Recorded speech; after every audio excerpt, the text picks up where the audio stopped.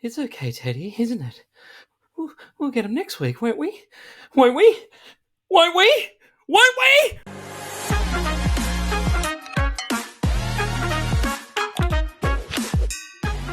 What is happening, guys? It's Burgz back at it again for another week of tips and predictions here on The Casual Athlete. And I've got to tell you, over the last couple of weeks, tipping has been just far and away dream for me, it seems, at the moment. I cannot get more than 4 right at this point in time. But, we love to press on. We got magic rounds to look forward to. I can't believe we're almost halfway through the season at this point. It has absolutely flown by. But before we get into that, guys, just a reminder to like and subscribe to the channel. We bring out so much content each and every week. Whether your fix be fantasy or tipping or general NRL content, I'm sure we've got the category for you. So make sure that you subscribe and hit that like button to make sure that you don't miss out on any of our latest videos. Now, let's take a look back at how I did last week, guys. Looking at our first fixture here, we have Manly and the Dolphins, and I ended up going with Manly in the end. I know my Insta tips said that I would tip the Dolphins.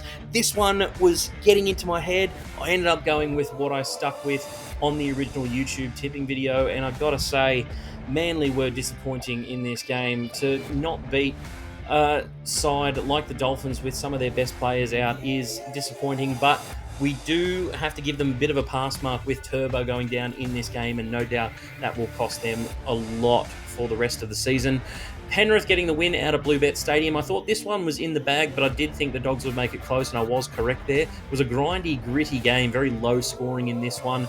Wasn't exactly happy with the style of play exhibited, but the Panthers, they stuck it out without Cleary in the second half as well, so you've got to commend that. The Broncos getting the win, I thought it'd be closer than the 16-point margin suggested, and no doubt Para were actually a little bit disappointing in the sense that they didn't get the rub of the green here, and the errors that they made really led to Broncos tries more than anything, and that cost them huge. The only thing that I can really say for Parramatta is they lack speed to recover in the outside backs from plays like that. You just can't offer some of the Broncos speed men time and space with the ball, especially on the back of errors. They're just going to put you away most often than not. For the Tigers, I was disappointed they didn't get the win in this one. They looked like they were going to come back towards the end of the game, and I was hedging my bets there, and I just thought that they looked primed to break this stunning Knights winning streak at the moment. Again, I've got to give more credit to the Knights. They are doing it tough without Kalen Ponga, but they're hanging in there. No gamble, though, to end this game, and that might be a fixture to look at for next week as to who's going to come into the halves there. I expect maybe Jack Cogger to come in, but we'll talk about that when it comes to it. For the Rabbitohs, they just don't look like an NRL team at the moment, do they? They look like a reserve grade side that can score a couple of points here or there, but really their defence is letting them down in spades right now, and they just can't seem to find any footing in any game. No consistency. They keep dropping the ball at crucial moments. It's just not coming together for them. For the Storm, I thought Harry Grant going to the sin bin was extremely unlucky, considering some of the calls that have been made about that particular penalty in the game this year. But unfortunately, the Storm, they just couldn't hang with the Cronulla Sharks, who are looking impressive this year. And good on the Sharks. They proved to me that they can hang with some of the top teams. So even without Nico Hines, and that was extremely impressive. So you've got to commend that. The Roosters getting the win 13+. Bang, got that one. Don't need to talk about it any further. The Warriors have a shocking record over here at Allianz, and the Roosters go to 8 in a row over the Warriors, so that is good for them. And I ended up sticking with my North Queensland Cowboys. I know on last week's YouTube tipping video, I didn't tip the Cowboys because of their style of play.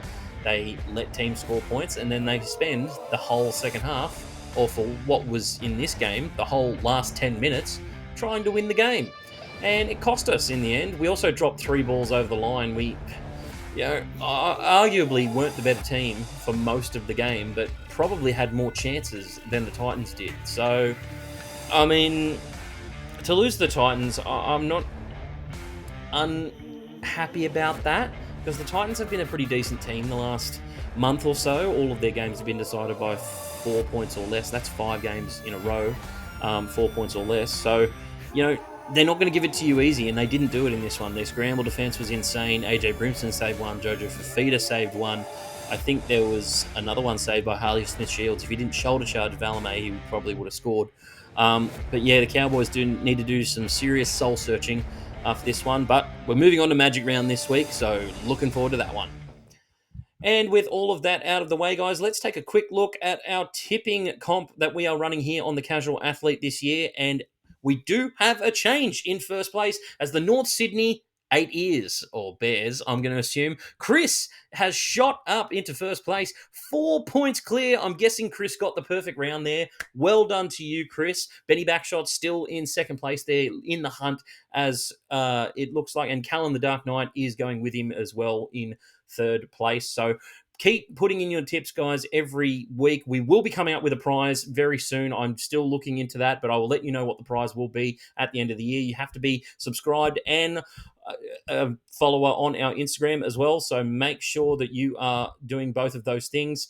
And let's get into this week's tips. As I said before, guys, all the games this week will be at Magic Round, which is held at Suncorp Stadium. And the first game for our Magic Round weekend is the Raiders taking on the Bulldogs. The Raiders using up a home game here. Now, over the last 10 games between these two teams, the Raiders have the better record, winning 8 out of those last 10 games. They've also won the previous 2 matchups with the Canterbury Bankstown Bulldogs. However, I feel like this is a different Dogs team we are seeing this year. They are digging in hard, and I am loving every minute of it. I tell you what, the outside backs have some mad strike. It is just the middle forward pack that I'm really not buying at this point in time. I think Max King is probably their best middle forward at this point. They can't really get the rotation right, but once they get that sorted, they are going to be a menace for other teams to deal with. For the Raiders, they should get Jordan Rapana and Corey Horsburgh back, and those are 2 welcomed ins with, Chevy Stewart being rested the last time we saw them a couple of weeks ago, and them not really knowing who's going to slip into that fullback role. I thought Albert Hopewadi did not too bad the other week, but Rapana is the seasoned veteran there, and no doubt they will probably slot him back into the fullback role. For Horsburgh, he just bolsters their massive forward pack, and that I feel like is where the game is going to be won in this game. The Raiders, whilst I do think that they lack a little bit of strike, and I can tell you the kicking game is still not sorted with the missing Jamal Fogarty, but I just think that KO Weeks and Ethan Strange, they're such good runners of the football, and they really need to utilise that this weekend if they're going to be any chance against the Dogs. I'm not exactly sure where the points are going to come from for the Raiders, and the Dogs, well, their defence is still quite good in terms of playing the Penrith Panthers last week. I know they missed Cleary for the second half, but they kept the Panthers to only 16 points and only lost by 6. And then they also had a very close game with the Storm a few weeks ago as well, but they aren't exactly scoring that many points, the Dogs. So you can probably predict this is going to be a relatively low-scoring game, but I'm going to go the Dogs in this one. I do think that they have a great form guide there, plus the outs for the Raiders, I just think are a little bit too much. And I think the Dogs starts to sets are extremely important for them. Jacob Carraz really gets them on the front foot. Connor Tracy does extremely well. And Josh Adokar running off the back fence. Also, the centers get involved, Jerry and Critter as well. Take some big carries for them. So they're going to make up for it a little bit in the middle forward rotation. So I just think the Dogs will get the win here, 1-12.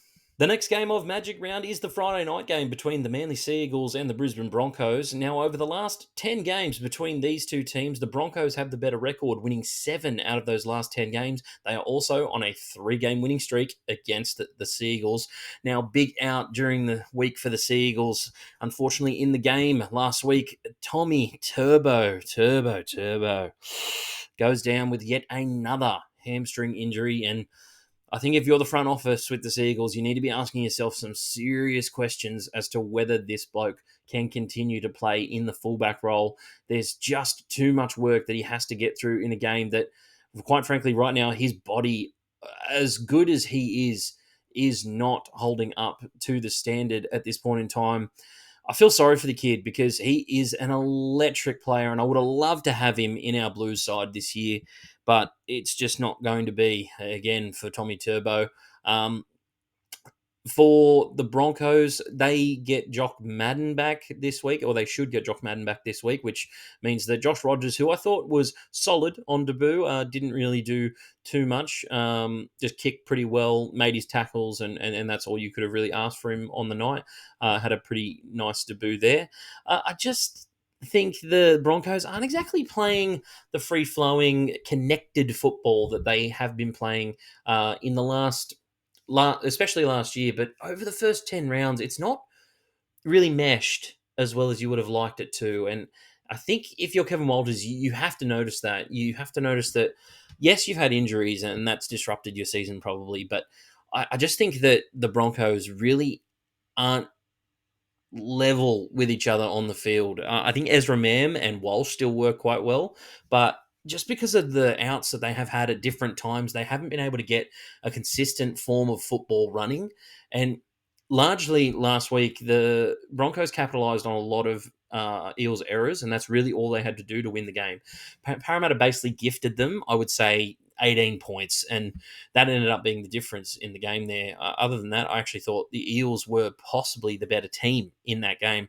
And for Manly, again, it's another game that they're going to be playing without Tom Trbojevic. So, I mean, I've got to hedge on the side of the Broncos in this one just due to the fact it's at Suncorp Stadium and Manly's record without Turbo Tom is horrendous. But I'm looking forward to seeing Cooler shift back to fullback. He is a live wire at the back and, quite frankly, has the speed to be able to threaten like most of the fullbacks we see in the game today. Your Drinkwater, your Reece Walsh, guys like that. I think Cooler, if he develops a passing game, can be that type of fullback for Manly, and what a danger he would be at the back. But in this one, I've got to go the Broncos, 1-12.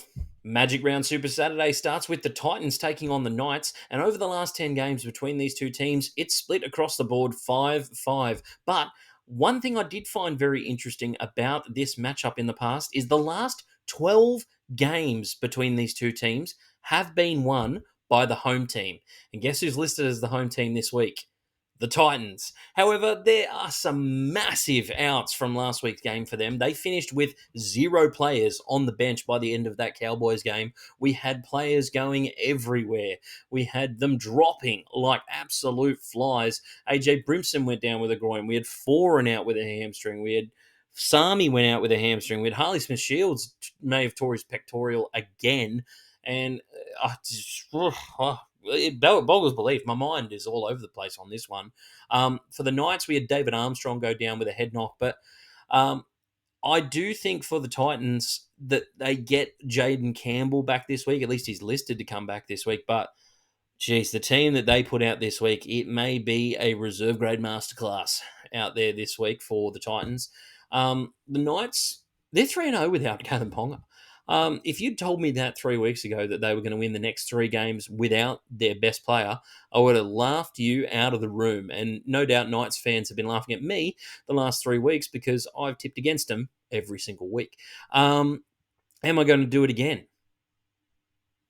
Yeah, probably. I just think that the Titans right now, they are one of the form teams of the comp. I don't care where they're situated on the ladder. I don't care that they lost most of the close games that they've been in. The point is, they have had a great resurgence over the last 5 games, especially. They've been decided by less than 4 points, all of them, but they've been in every game, and that's all you wanted to see as a Titans fan, to see them in the contest, fighting for the win. And they've come off sometimes. They haven't come off other times, possibly against better teams than, teams I'm just not going to mention, Cowboys. But against the Knights without Kalen Ponga, I give them a real shot. I think the Knights, they've not played the greatest opposition over the last couple of weeks, but similar. They've been getting away with the win. They've just been playing more for each other. It's more spread across the team, and I almost think that Kalen Ponga being out of the team has helped them play as a team. Because previously to Kalen getting injured, they were just saying, here you go, Kalen, win us the game or do something spectacular. Now they can't rely on one bloke to do that. So several other guys have been stepping up. Unfortunately, one of those guys who was stepping up was Tyson Gamble, and that is unfortunate for them. Tough one for me, but in this game, I'm actually going to back the Titans. I think that they get the win here, and despite their outs, go on to win two in a row for the first time this year.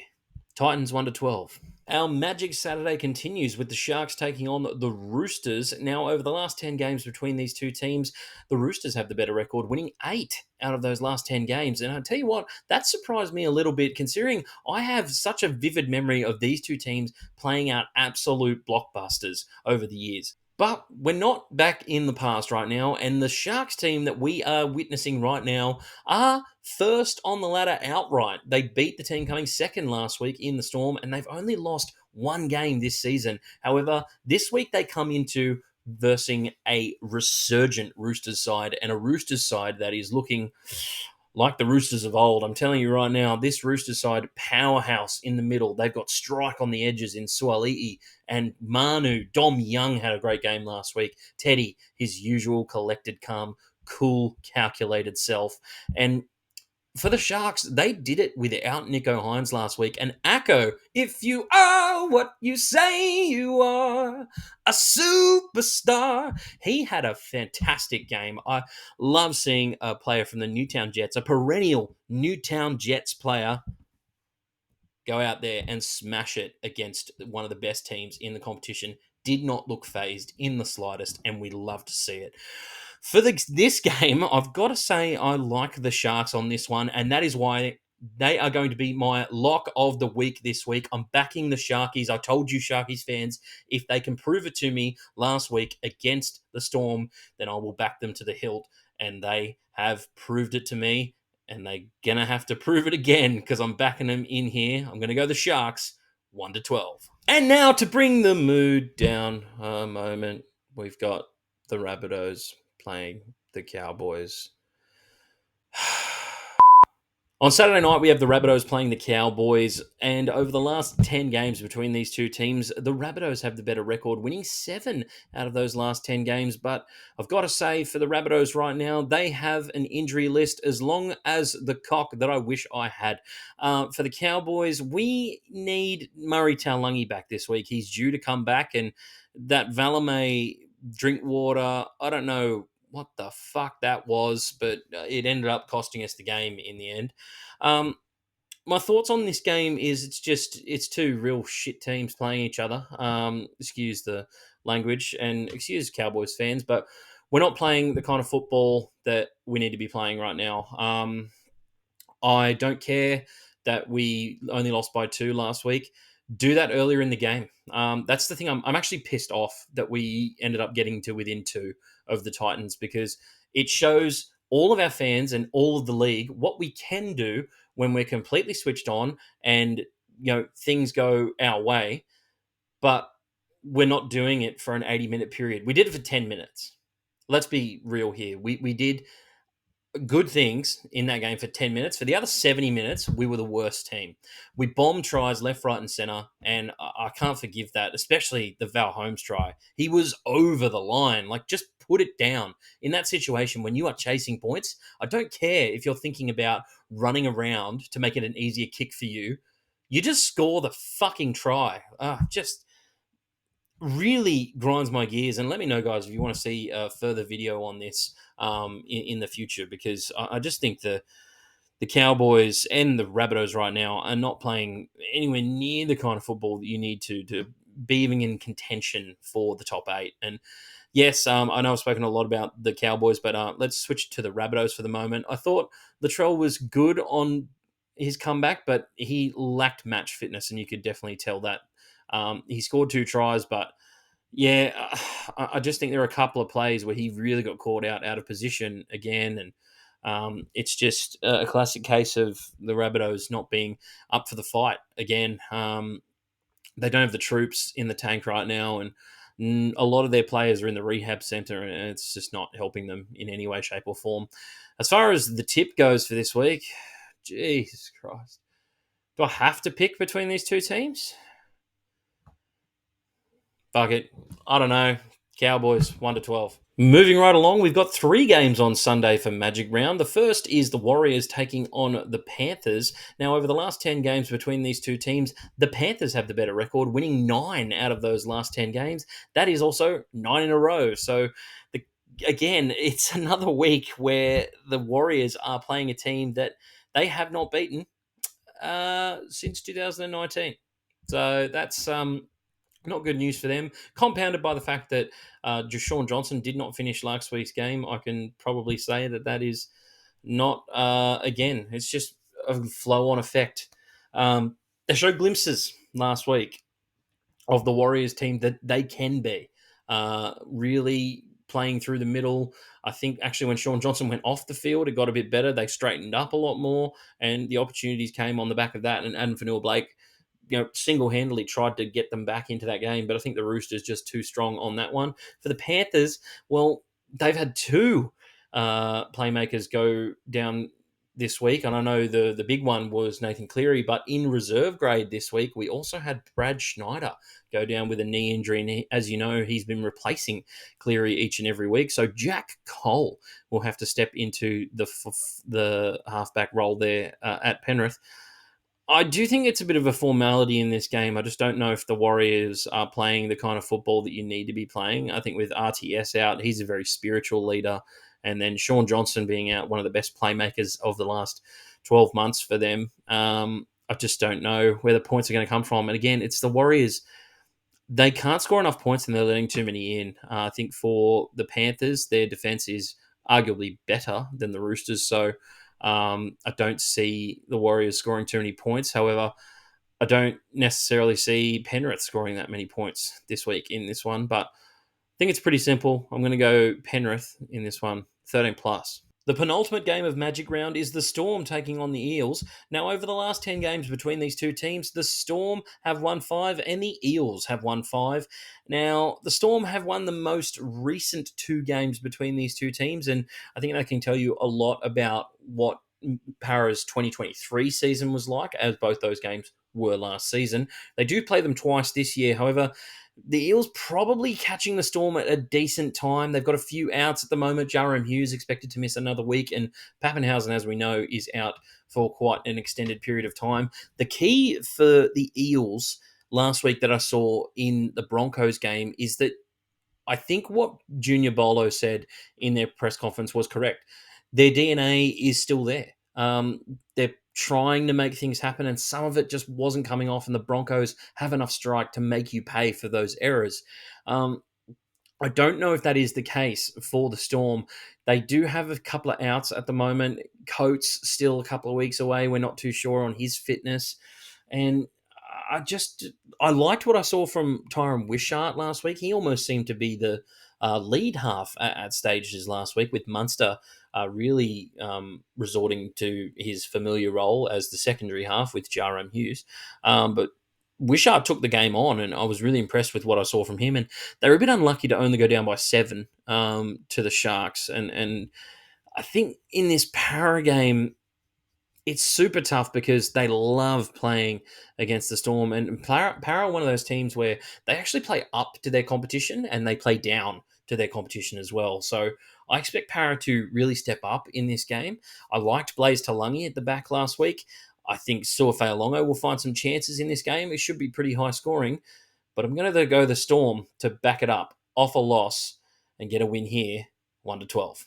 The last game of Magic Round is the age-old tussle between the Tigers and the Dolphins. Now, the Tigers are using up a home game here, as the Dolphins, it's actually their home ground, so probably should have used a home game here. I think it should be a home game for all Queensland teams, but that's neither here nor there. For the Tigers, they slumped to their 6th loss in a row on the weekend against the Knights, and I've just got to say, I'm seeing a little bit of the old attitude creep in. The old, let's not compete right until the final whistle. They did have a couple of injuries in the game, which did not help the situation. Stafford Toa tore his hamstring, and then we also had John Bateman go down with a pectoral injury, and that's going to be a longer-term injury for him. And it's sad for the Tigers fans and any fantasy fans out there as well. You know how much we are big fans of John Bateman on this channel.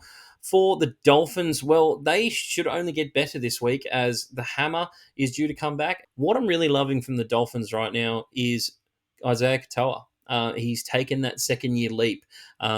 It's something that he was talked about at a very young age last year. Came in 19 years old. It's very hard to establish any footing at the moment for young halves. We don't see a lot of young halfbacks come into the game and do extremely well. And the most recent example I can think of is Sam Walker. He's really only just starting to figure out his role on that Roosters team and really impose himself when he needs to and when he doesn't need to. The one thing that I can say about both of those players is that the defense has been extremely solid no matter when they've come into the game, but just the nuances of playing halfback in this league, it's extremely tough, and you got to be a really good long range and short range kicker, and that's something that has to be developed only when you get into first grade, because at the reserve levels of the game, it's not, and junior level, it's not a massive vein of importance, if you know what I mean.